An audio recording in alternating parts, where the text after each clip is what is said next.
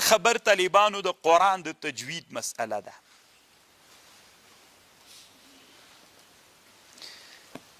دا ډیره مهمه ده چې موږ افغانانو کې طالبانو نشته. په مدرسو کې موږ د تجوید سره له دې چې تجوید یو له هغه علومو نه د طالبانو چې فرض ده په مسلمانانو واجب ده. هر مسلمان باندې طالبانو دومره اندازه قدر ته چې خپل حروف په منځ کې ادا کړي صحیح وایي دومره فرض واجب ده.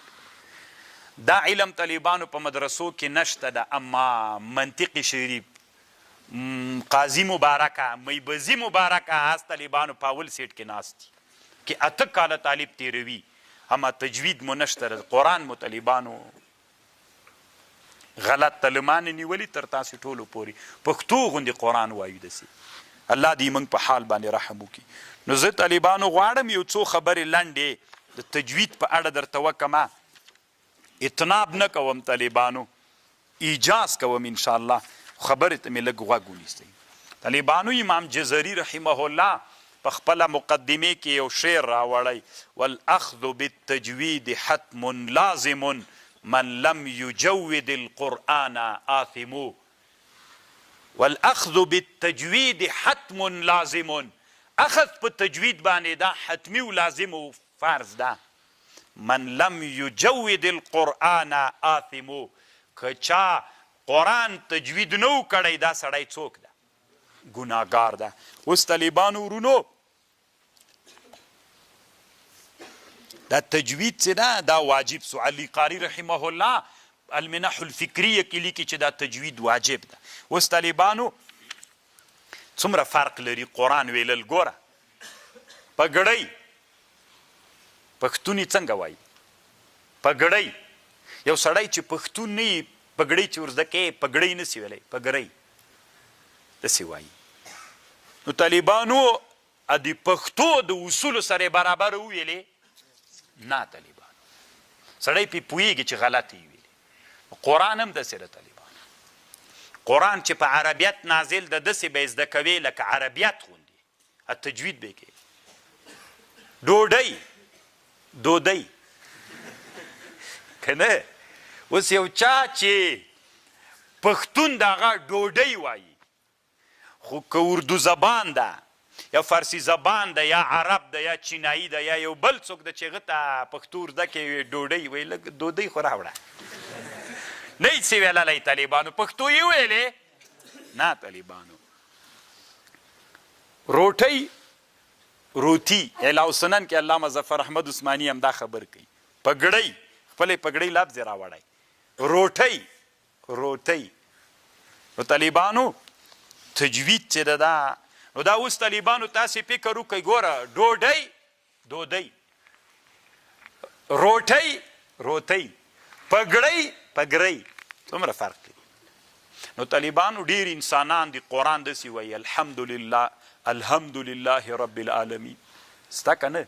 د افغانستان کې طالبانو داسې قومونه سته ده بیخي الحمدلله ویلی نه نسي. الحمدلله ان د ما شاګردان وي کله چې په انټرنیټ کې د ما تقریر نشر کوي شیخ عبدالحمید خماسي لیکلو کې طالبانو خېته ټکی ورکړی و زوی مو مړ صحیح. خپل نوم یې چې لیکلی چې حی پکې طالبانو ترې ښې سوي په لیکلو کې تاسې دې نه باد فکر پی. زه یې وایم نه چې څوک دي زید و عمر بکر دغه خپله پته لګېږي زید. نو طالبانو ورونو تجوید ضروری ده. قرآن به داسې وایي حمالة الحطب حمالة الحطب حطب حطب حمالة الحطب حمالة. هی وګوره او هی وګوره. نو طالبانو ورونو تجوید لازمي ده، باید زده کړو. او دا فرض ده طالبانو. په مسلمانانو تجوید فرض کفایي ده او په هر سړي باندې دومره اندازه چې خپل حروف پې باندې صحیح کړي. دا څوک طالبانو زه نه پوهېږم چې دا علم له موږ نه ولې پښې کړي. دا طالبانو د ما او د تا باندې فرض ده. ښځو باندې مونځ فرض ده که نه؟ فرض ده که نه؟ نو هغوی قرآنونه څنګه دي؟ دی موږ تاسې خویندې مورګانې زنانه وي چې کورونو کې دي. ډېر افغانستان ته ګورئ له بادغیس نه تر بدخشانه له کندوز نه تر خوستونو پورې د افغانستان د طالبانو هر چا ځان ځان ته لهجې دي. مونږ کله ښځو ته ویلي چې تاسې قرآن داسې زده کوئ. څه فکر کوئ طالبانو چې هغه ښځې بیا په ورځ د قیامت الله ورته وایي چې تاسې یو مونځ هم نه ده قبول؟ نو پوښتنه به طالبانو الله له ښځو نه وکړي که له موږ علماو نه؟ موږ علماو نه طالبانو ورونو یو حدیث مې یو کتاب کې ولیده، وی الله عز وجل له جاهل نه ډېره پوښتنه نه کوي، له عالم نه یې کوي. د علماو دومره مسؤلیت. الله په ورځ د قیامت جاهل ته نه وایي چې ولې دې نه ده زده کړی، عالم ته وایي چې تا ته مې در زده کړي ولې دې نه ده ور زده کړی. موږ دومره ډېر مسؤلیت ته طالبانو ورونو. نو په افغانستان کې طالبانو خیر د مخ خوابدي کېږي دی موږ او تاسې مورګانې به راواخلو. نو طالبانو د تاسې چې قرآن نه ده زده دي ما او د تا تجوید دی هغوی به څنګه زده وي؟ نو هغوی به هم مالت ایاک نعبد و ایاک نستعین. چې داسې قرآن وایي طالبانو خو وایي موږ تاسې خو بل وطن نه نه راغلي دي که نه؟ نو دا مونځ الله ته قبول؟ څه وایي طالبانو؟ من لم یجود القرآن آثمو. علي قاري څه وایي طالبانو رحمه الله؟ وی د هغه څه ده دا لحن دوه قسمه ده، یو جلي ده یو خفي ده. چې دا که مرفوم هغه وایي څه ورته وایي، منصوب وایي منصوب مجرور وایي، دا یو د خفي دا معنا ده چې صرف هغه حرکاتو کې یو قسم هغه اظهار و ادغام دا سمه نه کوي، ترقیق و ترقیق. نو دی وی طالبانو یو صورت کې چې لحن جلی وي هلته ګناه ده طالبانو، عقاب ده، ګناه ده، انسان ګناهګار کیږي. من لم یجود القرآن آثمو، ګناهګار. دغه خویندې چې ګناهګار دي طالبانو وي، ما مخکې درته ویلي د کتاب رانویر سولته لیکلي ول چې په ورځ د قیامت به الله عز وجل له دغه خلکو نه چې جهل یې درلودی د دوی نه به ډېره پوښتنه کوي که د علماو نه. ولې تا ته مې علم درکړی و، خلکو به هر چېرته چې لاړې لاسونه به دې مچو کول، احترام به دې کو، نو تا د خلکو ته څه شی ور زده کړي؟ خبر خو پوهېږئ که نه؟ الله دې موږ د مسلمانانو په حال رحم وکړي. څو خبرې واورئ طالبانو بیا بیرته اصل ته راځو.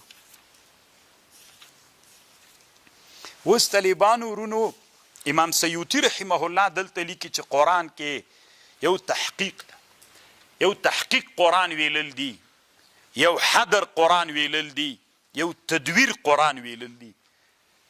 تحقیق قرآن ویلل دی ته ویل کیږي چې قرآن داسې وایي چې هر حرف ته خپل حق ورکړي، هغه حرکات ټول ادا کړي د تجوید د قواعدو موافق. دی تحقیق ویل کیږي. حدر دی ته ویل کیږي طالبانو چې حروف ټول ادا کوي، صرف په بعضې حالتونو کې هغه حرکات اختلاس کوي، خورې نه وایي. دې ته څه وایي طالبان؟ دې ته حدر وایي. حدر چاته وایي؟ ادراج و سرعتها، قصر کې تخفیف کې تسکین کې اختلاف بعضې دا ادغام و دا بعضې شیان لږ لږ و اختلاس و اکثر یعنی حرکات خوري، حروف ادا کوي، دې ته حدر ویل کیږي. تدویر بین بین ده. تدویر دا دریم مرتبه د قرائت ته. تدویر هغه ته ویل کیږي طالبانو ورونو چې قرآن داسې ووایې، قرآن داسې ووایې چې د تحقیق او د حدر په مابین کې قرآن وي. تر ټولو نه افضل دغه طریقه ده.